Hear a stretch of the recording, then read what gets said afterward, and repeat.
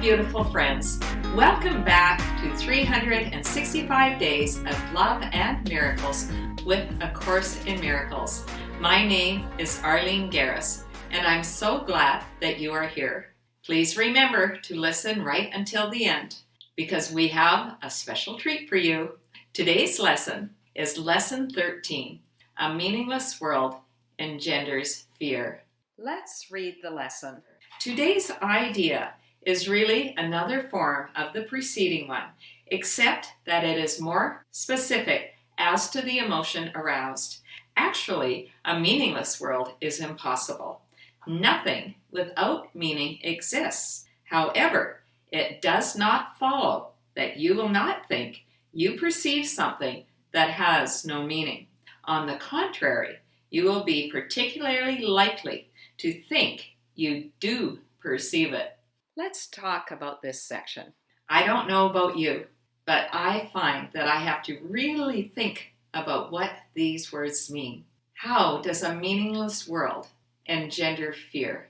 If we go back to the earlier lessons, for example, Lesson 2, I have given everything I see in this room, on this street, from this window, in this place, all the meaning it has for me. In and of itself, this world has no meaning. Thus, it does not exist. If it's meaningless, we have made it up. I agree. These ideas are really hard to wrap our mind around, and we're not going to fully understand it. Even after we go through the course several times, it's still quite a difficult concept to accept. But as we do these lessons over and over and over again, just like water dripping on concrete, in time, it will wear a hole in it. So for now, all we are asked to do is just open our minds to the possibility that we have this meaningless world. And if it's meaningless, it does not exist. However, we think in our human way of thinking that there is meaning, and we do believe that it exists. Because it is an illusion, there is so much in the world that is dangerous, that is harmful. We see evil, people are being killed, children are being hurt. The list goes on and on. That creates fear. That's what this is talking about. Let's read on. Recognition of meaninglessness arouses intense anxiety in all the separated ones. It represents a situation in which God and the ego challenge each other as to whose meaning is to be written in the empty space that meaningless provides. The ego rushes in frantically to establish its own ideas there, fearful that the void may otherwise be used to demonstrate its own impotence and unreality. And on this alone, it is correct. Let's talk about this section. If the world is meaningless, now we have an empty space. What is going to rush in to fill it? Our human mind, the ego, is afraid of God rushing in to fill the void. Because when God rushes in, the ego is banished. We cannot experience both ego and God. Ego is of this world. Ego is of our human mind. That's where fear lives. That's where ego wants to keep us stuck, is in our fear-based way of thinking. Recognition of meaningless arouses intense anxiety in all the separated ones. If we are thinking with our human mind, we see ourselves as being separate individual bodies that are not connected to anyone or anything. On the other hand, if we are one with God and one with all of creation, we are living in unity. So there's the separated self on one side, and there's unity with God and all creation on the other. Let's read on. It is essential, therefore, that you learn to recognize the meaningless and accept it without fear.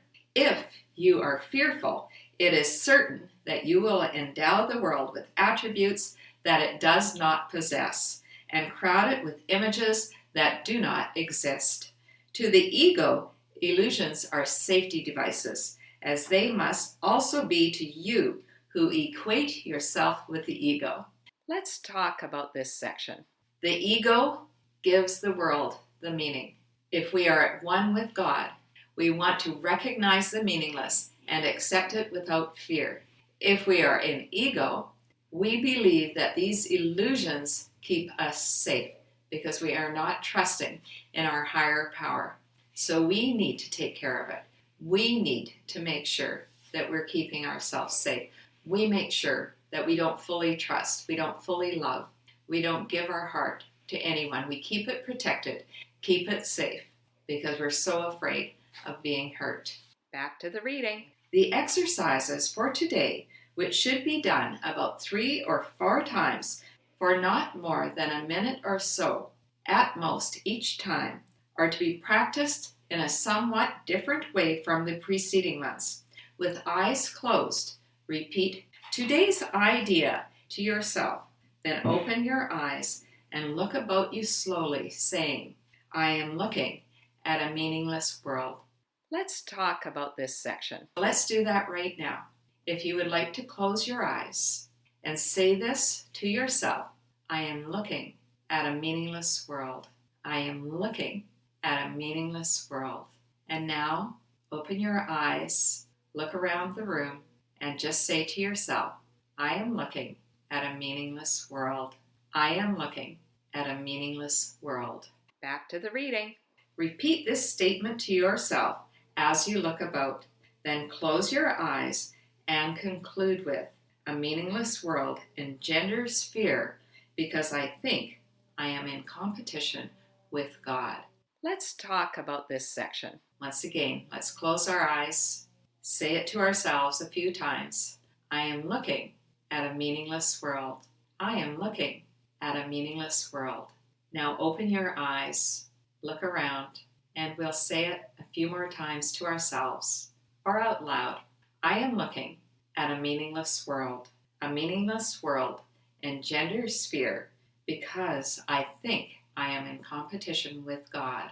I am looking at a meaningless world.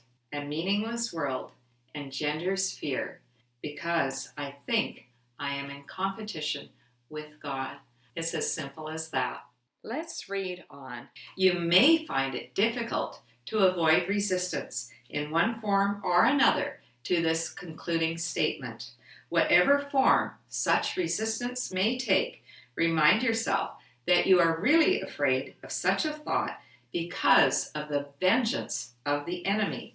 You are not expected to believe the statement at this point and will probably dismiss it as preposterous. Note carefully, however, any signs of overt or covert fear which it may arouse. Let's talk about this section. I would suggest that you take a few minutes and write in your journal any resistance that you have to this idea. It's okay. We do not have to buy these ideas whole hog the first time around. They are going to be repeated over and over and over again in different ways. And remember, A Course in Miracles is like a spiral that digs down deeper, taking us to greater understandings. We have 365 days to get all the way through to the end of the workbook. We have the rest of our lives to fully come to an understanding of what A Course in Miracles means to us. In fact, since we are spirit, we have eternity. We are asked to remind ourselves that we are really afraid of the vengeance of God.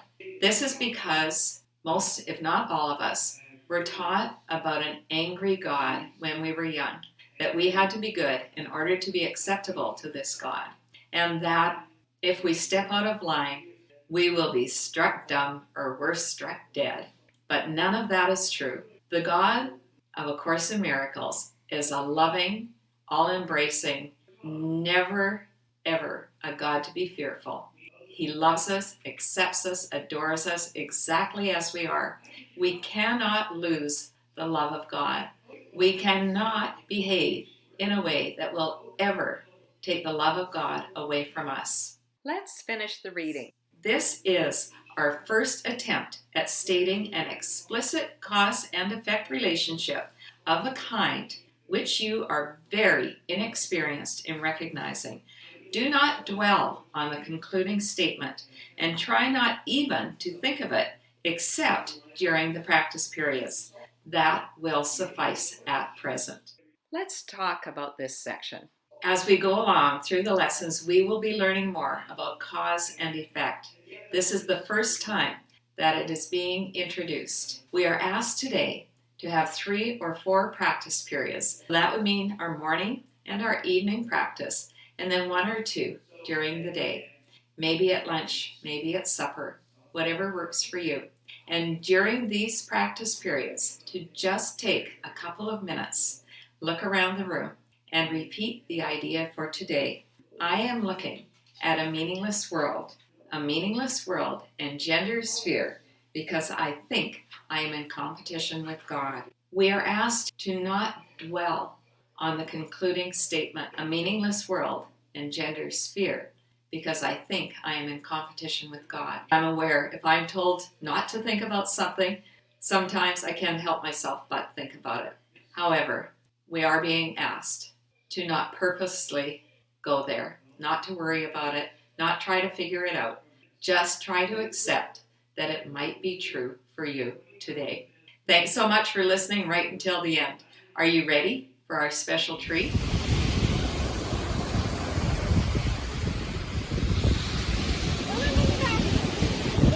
A meaningless world engenders fear because I think I am in competition with God.